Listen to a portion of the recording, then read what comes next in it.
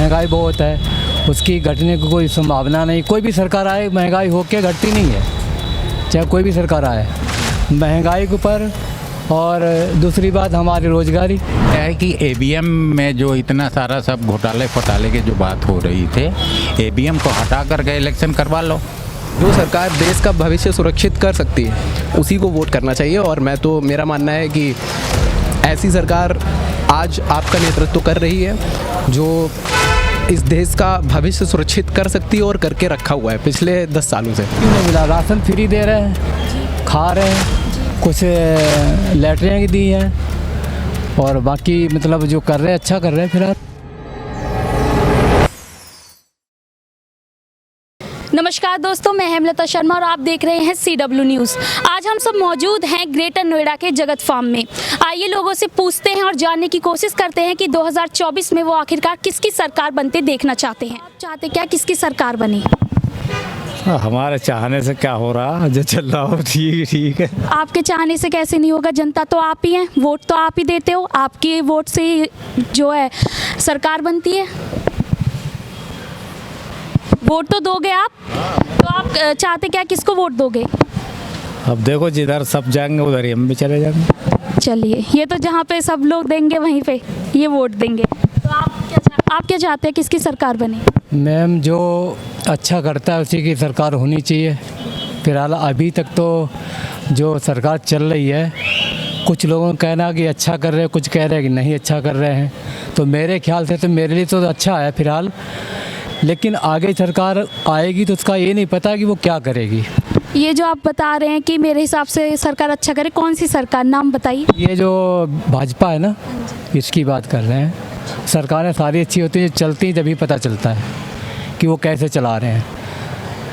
50% है वो बहुत अच्छा लग रहा है। कोई जैसे महंगाई हुई है, ये महंगाई बहुत है, उसकी घटने की कोई संभावना नहीं। कोई भी सरकार आए महंगाई होके घटती नहीं है, चाहे कोई भी सरकार आए महंगाई के ऊपर। और दूसरी बात हमारी रोजगारी ये थोड़ी सही नहीं है। तो आप क्या काम करते हैं? हमारा काम स्टिचिंग है, सिलाई काम करते हैं। तो आपको जैसे बीजेपी अभी भी है मौजूद, तो आपको कुछ फ़ायदा मिला है? जैसे वो बहुत सारी योजनाएं चलाते हैं, तो उसके तहत आपको कुछ मिला? क्यों नहीं मिला? राशन फ्री दे रहे हैं, खा रहे हैं, कुछ लैटरियाँ दी हैं और बाकी मतलब जो कर रहे हैं अच्छा कर रहे हैं फिलहाल। तो आप चाहते हैं कि आने वाले समय में बीजेपी ही आए? देखो, जो नरेंद्र मोदी हैं, बुजुर्ग के हिसाब से जो राजनीति कर रहे हैं, नेता हैं, उसके हिसाब से दूसरा कोई नज़र नहीं आ रहा है। जी धन्यवाद। सर, आप क्या चाहते हैं किसकी सरकार बने? हम देखिए, सरकार बनाने के पक्ष और निपक्ष की हम बात नहीं कर रहे हैं।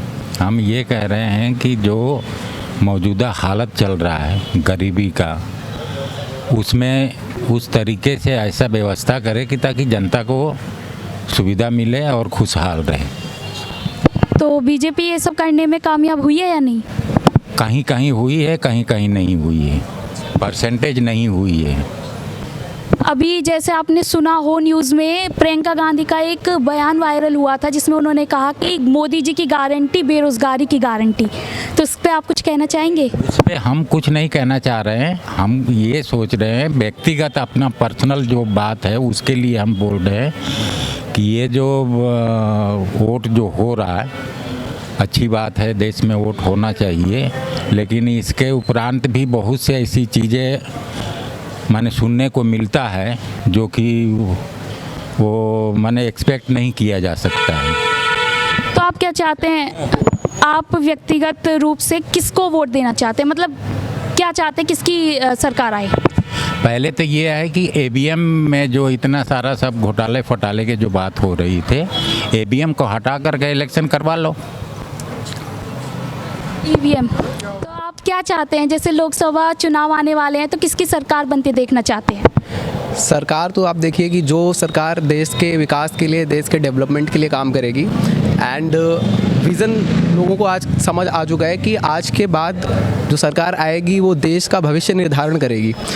तो जो सरकार देश का भविष्य सुरक्षित कर सकती है उसी को वोट करना चाहिए। और मेरा मानना है कि ऐसी सरकार आज आपका नेतृत्व कर रही है जो इस देश का भविष्य सुरक्षित कर सकती है और करके रखा हुआ है पिछले 10 सालों से, बीजेपी। ऑब्वियसली। तो आप यूथ हैं, यंगस्टर हैं, तो भाई आपका जो पॉइंट ऑफ व्यू वो जानना बहुत ज़्यादा ज़रूरी है। जैसा कि इन्होंने बताया कि फर्स्ट टाइम वोटर नहीं है, इससे पहले भी वोट दे चुके हैं, तो आई थिंक आपने पहले भी बीजेपी को ही चुना हो, ये आपका व्यक्तिगत वो है, कोई नहीं। लेकिन जैसे लोग, हमने यहाँ पे इंटरव्यू लिया बहुत लोगों का, तो उनका ये कहना है कि बीजेपी ने जो राम मंदिर का मुद्दा है ये कुछ ज़्यादा ही खींच लिया। राम मंदिर का मुद्दा एक सरकार से जुड़ा हुआ मुद्दा नहीं है। राम मंदिर का मुद्दा हिंदुओं की एक धर्म के एक समुदाय के लोगों के आस्था का विषय है, और वो मुद्दा एक समुदाय, एक धर्म से जुड़ा हुआ है। वो लोग अगर पसंद कर रहे हैं तो उस मुद्दे को खींचा जा रहा है, उस मुद्दे की बात हो रही है तो वो लोग कर रहे हैं, कोई सरकार नहीं कर रही है। मुझे नहीं लगता है कि किसी सरकार के खींचने से या संकुचित करने से कोई मुद्दा खींच सकता है संकुचित, ये तो देश की जनता है, तय करती है। वैसे अगर बात करें तो जो राम मंदिर बना है, इसकी वजह से कहीं ना कहीं लोकसभा चुनाव पर असर तो पड़ेगा। लोकसभा चुनाव पर असर पड़ेगा, आपका कहने का मतलब क्या है कि इससे किसी एक सरकार को, एक पार्टी को इसका बेनिफिट हो रहा है? तो मैं पूछना चाहता हूँ कि क्यों नहीं अन्य पार्टी या अन्य दल आकर के इस चीज़ का बेनिफिट ले पाए, या फिर क्यों नहीं लिया उन्होंने, क्यों नहीं प्रयास किया? ये भी सही बात है, उनको न्योता मिला था लेकिन उन्होंने ठुकरा दिया। न्योता मिलने के बाद भी अगर न्योता ठुकरा दिया जा रहा है तो आप, देश की जनता देख रही है कि किस सरकार की क्या मेंटालिटी है एंड उनकी क्या आइडियोलॉजी है। लोगों को जो पसंद है वो उनको चूज़ करेंगे। Thank you so much. तो ये थे कुछ लोग जिनसे हमने बात करी और जानने की कोशिश करी कि वो 2024 में किसकी सरकार बनते देखना चाहते हैं। ऐसी और जानकारी के लिए देखते रहिए CW न्यूज़। मैं हेमलता शर्मा, कैमरा पर्सन मोहित चौधरी के साथ।